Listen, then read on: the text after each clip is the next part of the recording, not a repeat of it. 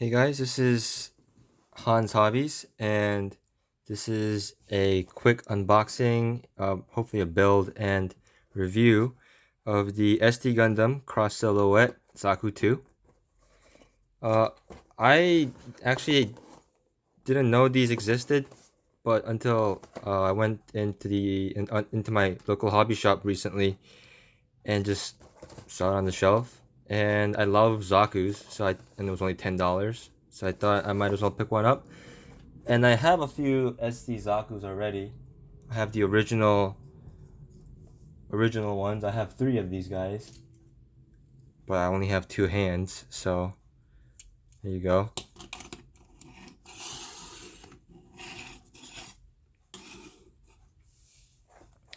So yeah, this one seems to be like an upgraded version of that. This one actually has legs, unlike this one,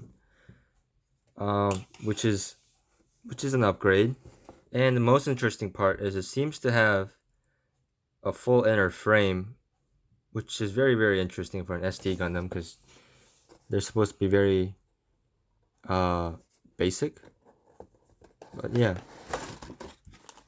not to say that this isn't basic, because when you open it up, you see one bag, and this has two part trees in it. It has it's like B2 and B1, and you have a second bag with A1 and A1 and C parts, I guess,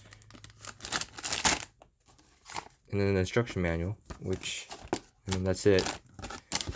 When I see the box art again, that's the front. There's that, all the details in it, and this panel, and the back over here. Yeah, I'll probably cut this one up and save it because I like to save my box art. So if I can lean my camera down slightly, there we go. We'll take a look at. Sorry for that.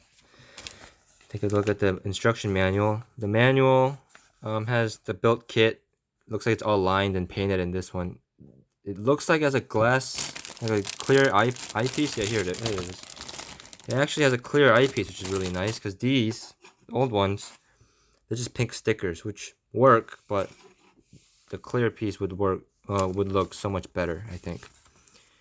It looks like we can also get a Nightingale and RX-78-2 Gundam. The instruction manual is pretty simple. It's got all the part list. Doesn't look like it has many steps in it. So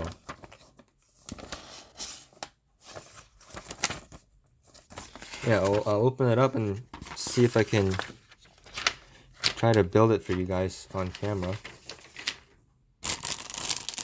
Well, actually, what I'll do is I'll come back. I'll have it built and I'll come back and finish up the review. So I did want to mention, like the older SD Gundams, they're supposed to be very easy to build. And it does seem like this version also is made so you can just rip the parts out and you don't really actually need any tools. You can just rip them out and plug it in. And it looks like it's having us build the body first. So they don't have you build the inner frame first, they just have you build it as you go. So yep, I'll have it built and then we'll come back again later. So I did notice something in the instructions, if it will focus. There we go. So it says assemble using the SD frame or the CS frame. So it looks like when you buy the kit, you get it with the SD frame. So you follow these top instructions that say SD frame on it. Looks like the CS frame, the full inner frame gimmick. That seems to be, yeah, that seems to be like a separate thing. So the CS frame, I guess, is more like a universal frame and has more articulation. This one, the one that the kit comes with, is more basic. So I'm sure it said it on the box, but it was probably more of a fine print somewhere. Yeah, so it says SD frame included. Focus. There we go. It says SD frame included. So yeah, that's slightly disappointing. So here we go. That's what this part was saying. The SD frame is this, so it does have a full inner frame, but it's more basic. And looks like the main difference is you get articulated arms and legs, whereas you don't on the ST frame. So that's slightly disappointing, but you know, it's still cool that it has a full inner frame, and it's also cool that it has legs now, unlike again these ones. So I have it all built.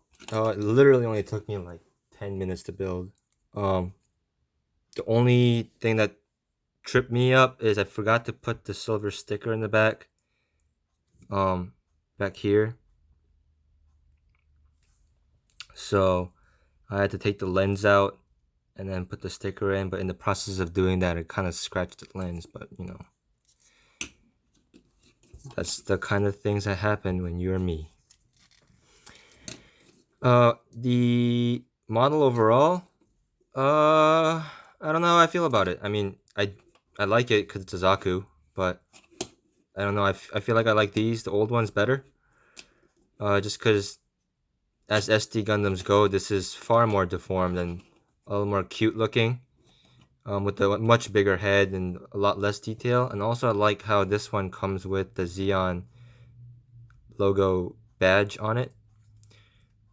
Whereas this one, I don't know if this one's a lot more detailed. Like you can see like the mechanical detail in the mono eye area and like in the chest area, and a lot of opportunities for panel lining. But I don't really know if SD Gundams need mechanical detail, because I feel like that kind of defeats the purpose of an SD Gundam. But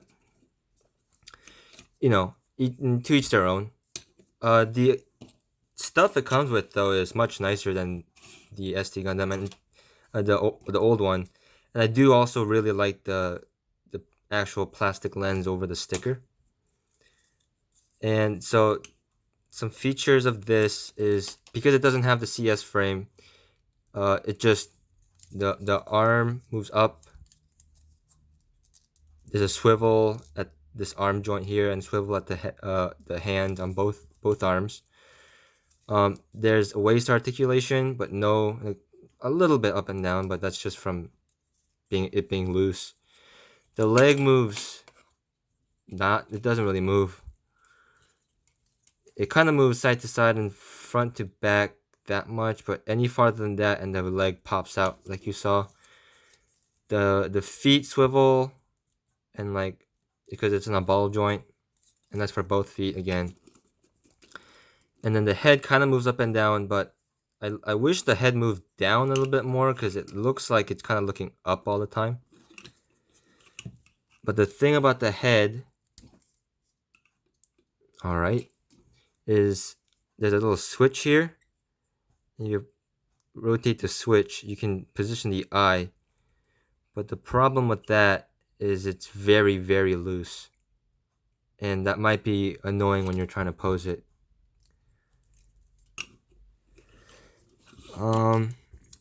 My other complaint is there's no poly joints and poly caps in this model. Like even the old one, all the joints, if you can see, are poly caps. So you can pose it as much as you want, and it's really not gonna wear out too much. Not that there is much posability in these ones, but because this is all plastic on plastic, it's already very, very loose, and I just built it. This is very loose. So I wish it had poly caps. I wish that the head would move down farther. I don't know why. You can tell me in the comments if yours does that, but mine is permanently looking up to the heavens and not really, you can't really look down much. The equipment it comes with, I'll get to that real quick. It comes with these missile pods you can just plug into the legs like that, which that's cool, and that's a feature that this one can have because it has legs. It also has the machine gun with the swivel handle, the removable clip, but that's just how it's built, and the scope does not move. But it is better than the old ones, because the old ones have no articulation and it's just one piece. I don't think you can store. Yeah, you can't store the drum on his waist though, like you could on the old ones, because the old ones is a little peg here, and you can peg the drum on the back for like extra ammo and stuff. The other one is this heat hawk. It comes with a nice yellow piece right here. This is actually a really nice heat hawk. Like, this is nicer than high grades, so it might be worth keeping around for like a custom build or something. The other thing it comes with is this bazooka. Has a swiveling handle. The turret, the scope doesn't move again, but the handle here does move up and down, so he can't hold it. And it just clips in like the gun. It's into his hand. Like that. And he seems to hold it pretty well. A lot better than a lot of the other SD Gundam. And he can actually... Can he actually two-hand this? Yeah, he can actually two-hand it, which is pretty neat. So, I'll see if I can get the CS frame, and once I get that, I'll make an update video to this to see if it improves any. But yeah, overall, for $10, it's not bad, especially if you're a Zaku fan. These are both worth picking up. They're both like $10. This one might be more readily available just because it's newer, and it is nice having legs, and it does come with a lot better equipment. So the pros, I guess, summary. Pros: good weapons, like good equipment, good detail, if that's something you like. If not, that's a con, I guess. It has legs, and it's cheap, and it's easy to build, and it has that availability for the upgrade, which is pretty interesting, and the crystal eyepiece. The negatives are, again, no polycaps, so be wary when you're posing it. Don't try to move it around too much, I guess. The head kind of awkward, and personally, I don't really like the extra detail. And it's already very loose.